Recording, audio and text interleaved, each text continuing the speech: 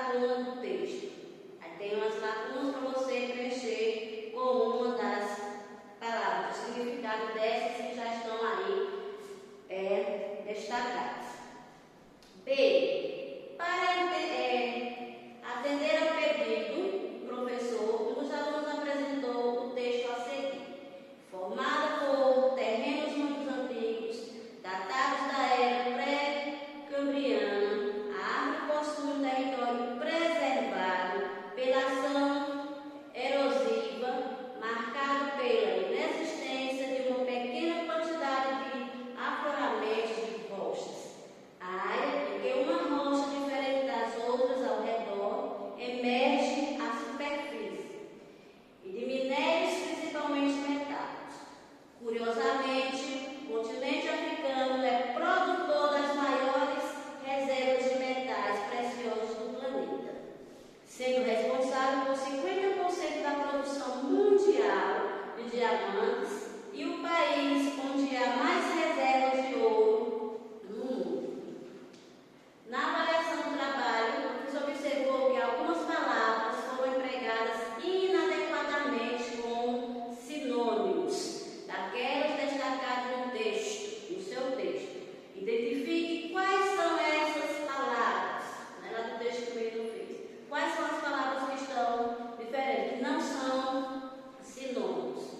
C. Você percebeu que, entre as palavras empregadas inadequadamente pelo aluno como sinônimas, há algumas que possuem sentido contrário às das palavras destacadas pela professora?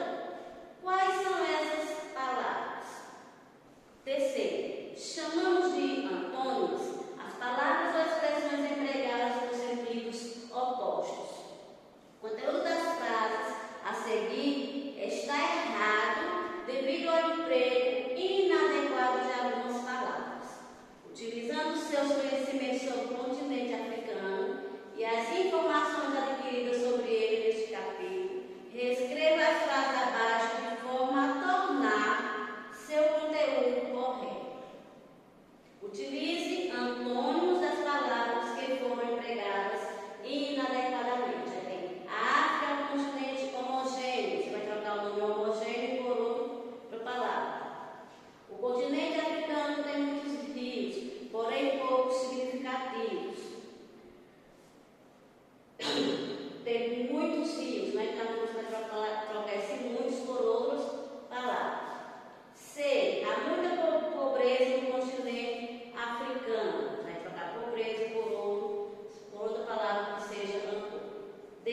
Entre os anos de 1875 e 1914, as grandes potências econômicas reduziram seus domínios por todo o continente africano. Não é isso? Então você vai substituir uma dessas palavras